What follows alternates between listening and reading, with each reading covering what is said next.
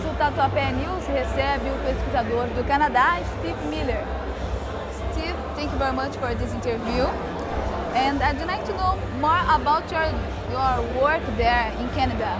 What do you do there? Yes, I'm a professor at a university there called the University of Guelph, and we have a center called the Center for the Genetic Improvement of Livestock, where we have a number of researchers working on genetics applied to livestock production. Dairy cattle, beef cattle are two of the main areas that we work in.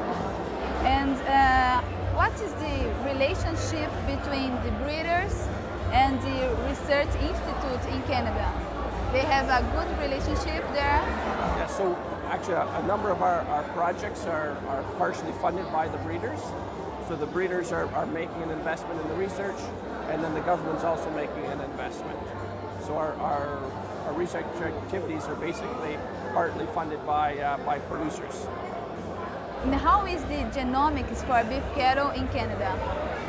So at the moment we actually have a number of fairly big projects where we're doing a lot of genotyping. At the end of that, we'd like to have a genomic test that breeders can use, but we're still kind of halfway through the project. So we're doing a lot of the genotyping. We're getting a lot of samples from breeders. In total, with the project, I should mention that I mentioned my university at the University of Guelph, but I have an appointment with both the University of Guelph and the University of Alberta, and we're really the two who's basically working together on these projects. And so in total, we're going to genotype 10,000 animals in Canada and a lot of the major beef cattle breeds. So at this stage, we're working with the farmers to get samples on basically a lot of old beef bulls, semen on old bulls that were really influential in the populations. And so we're collecting those samples now. We're sequencing and genotyping those. And at the end, we're going to be working on a test. One of the traits is feed efficiency. It's a trait that is really, the breeders are really interested in, because feed prices, grain prices are really high. So they're looking for ways to cut costs. So, and what are the benefits to the breeders using this technology? So at the end of the project, you know, if we have a DNA test that predicts differences in feed efficiency. Right now it's really hard for them to make improvements in feed efficiency because they have to actually measure feed intake on the animals, and that's really expensive.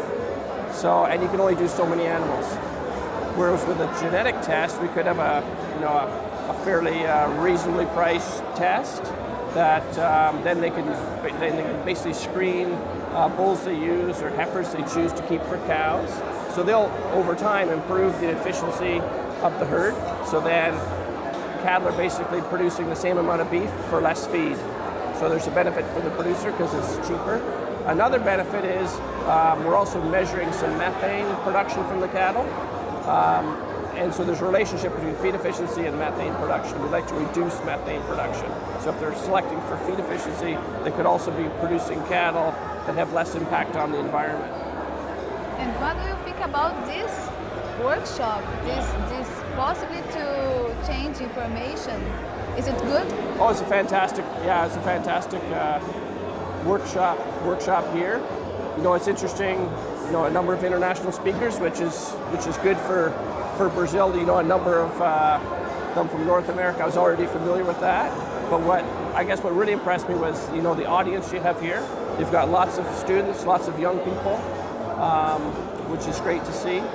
And also, in the afternoon, all the Brazilian researchers. There's a lot of great research going on here in Brazil.